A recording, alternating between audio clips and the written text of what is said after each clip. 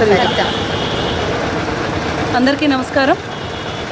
YCP ప్రభుత్వం ఏర్పడినప్పటి నుంచి ఎక్కడ చూసినా ప్రభుత్వ ఉద్యోగులైతేనేంటి, అవుట్ సోర్సింగ్ జాబ్స్లో ఉండేవాళ్ళండి, ప్రతి ఒక్కరికి నెల అయితేనే జీతాలు పడతాయా లేదా అనే పరిస్థితిలో ఈరోజు వైసీపీ ప్రభుత్వం ఏర్పరిచింది. ఎందుకంటే అంగన్వాడీలు వాళ్ళు అస్సలు చిన్న పిల్లల్ని చూసుకుంటూ వంట వండుతూ పిల్లల్ని అన్నం పెడుతూ చూసుకునే వాళ్ళను కూడా, ప్రెగ్నెన్సీ ఉన్న లేడీస్ కూడా పోషకాహారం ఇచ్చే అంగన్వాడీ టీచర్లను కూడా వాళ్ళు అడిగిన చిన్న కోరికను కూడా తీర్చలేకపోయింది ఈ ప్రభుత్వం. 42 రోజుల నుంచి నిరవధిక సమ్మె చేస్తున్న వీళ్ళని నిన్న హఠాత్తుగా రేపు మీరు వచ్చి జాయిన్ కావాలి అని చెప్పి ఒక ఆర్డర్ని పాస్ చేశాడు ఈ జగన్మోహన్ రెడ్డి గారు. దీనివల్ల ఎక్కడ చూసినా కూడా అసలు ఆడవాళ్ళ పరిస్థితి ఎంత ఘోరంగా ఉందంటే, ఈరోజు నిన్న సరితానామే అనంతపురం అర్బన్లో సూపర్ వస్మల్ తాగి ప్రాణాపాయ స్థితిలో ఈరోజు అడ్మిట్ అయ్యారు పావని హాస్పిటల్లో. 2 చిన్న పిల్లలు ఉన్నారు. దీనికి కారణం ఎవరు? దోషులు ఎవరు? దీన్ని శిక్షించే వాళ్ళు ఎవరున్నారు? వాళ్ళ ఏమడిగారు? మిమ్మల్ని జీతాలు పెంచమని అడిగారు. 4 నెలల నుంచి వాళ్ళ జీతాలు కూడా సరిగ్గా ఇవ్వలేని ప్రభుత్వం ఉంటే ఎంత, లేకపోతే ఎంత? ఒక్కసారి ఆలోచించండి జగన్మోహన్ రెడ్డి గారు. నిన్న చూస్తే వాళ్ళు మీకు ఎక్కడా కూడా ఆంతర్యం కలిగించట్లేదు, ట్రాఫిక్ని ఆపడం లేదు, ఒక చోట కూర్చొని సమ్మె చేస్తున్నారు.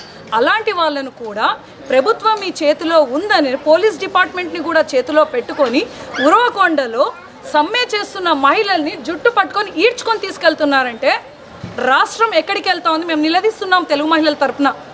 అంటే ఆడవాళ్ళకి రక్షణ లేదు, దీక్షలో కూర్చున్న వాళ్ళని వాళ్ళు భగ్నం చేయడాన్ని ఈడ్చుకొని వెళ్తారా? డిపార్ట్మెంట్ కూడా మేము సూటిగా ఒక ప్రశ్న అడుగుతున్నాం. డిపార్ట్మెంట్ అనేది పోలీస్ డిపార్ట్మెంట్ రక్షణ చట్టం ఎందుకుంది? ప్రజల్ని రక్షించడానికి. కానీ అలాంటి పోలీస్ చట్టం కూడా ఈరోజు అధికార పక్షానికి చుట్టాలుగా వ్యవహరిస్తున్నారు. మేము దీన్ని తీవ్రంగా ఖండిస్తున్నాం. ఈరోజు చిన్నపిల్లలు ఉన్న ఆవిడకు ఎవరు రక్షణ కల్పిస్తారు? స్థానిక మాజీ ఎమ్మెల్యే ఇప్పుడు ఉన్నాడే వైసీపీ, ఆయన ఇంతవరకన్నా వచ్చి పరామర్శించాడా? సూటిగా అడుగుతున్నాం. మాజీ ఎమ్మెల్యే వైకుంఠం ప్రభాకర్ చౌదరి గారు వచ్చి పరామర్శించి హాస్పిటల్కి అయ్యే ఖర్చు కూడా అమ్మ టోటల్ నేనే కడతానని వాళ్ళ ఫ్యామిలీ మెంబర్స్కి భరోసాను కల్పించారు. అంతేగాక ఆమెకు ఏమైనా సీరియస్ కండిషన్ ఉంటే ఖచ్చితంగా అమ్మ నేనే బెంగళూరుకి పంపించి ఖర్చులని నేనే చూసుకుంటానమ్మా, ఆమెకు తగిన హాస్పిటాలిటీ కూడా నేనే కడతానని చెప్పి భరోసా ఇచ్చాడు. అది నాయకుడు అంటే. మీలాగా ఇంట్లో కూర్చొని చోద్యం చూడడం లేదు మా నాయకుడు. ప్రతి నిత్యం అనంతపురంలో జనాల్లో తిరుగుతున్నాడు, వాళ్ళ కష్టాలని తెలుసుకుంటున్నాడు, ఎప్పటికప్పుడు పరామర్శించి వాళ్ళకి తగిన సహాయం చేస్తున్నాడు. ఇది కేవలం తెలుగుదేశం ప్రభుత్వంలో చంద్రబాబు నాయుడు గారు అవలంబించిన సూత్రం. ఇది ఆడవాళ్ళకి రక్షణ కల్పించినది ఆయనే. ఆయన నుంచి ఆడవాళ్ళు ఎంతోమంది ఈరోజు ప్రతి రంగంలోనూ రాణిస్తున్నారంటే గర్వంగా మేము ఈరోజు చెప్పగలం. ఎన్టీ రామారావు గారు ఆ రోజు పార్టీని స్థాపించి సమాన వాటా హక్కు కల్పించి ఆడవాళ్ళకు కూడా పెద్దపీట వేస్తూ డ్వాక్రా మహిళలకైతేనేమి, అంగన్వాడీ వాళ్ళు అసలు నిజంగా పొద్దున్న నుంచి సాయంత్రం వరకు ఇంత కష్టపడి ఫ్యామిలీస్ని అంతా వదిలిపెట్టి 42 రోజుల నుంచి చేస్తున్నారంటే మీకేం పట్టలేదా జగన్మోహన్ రెడ్డి గారు?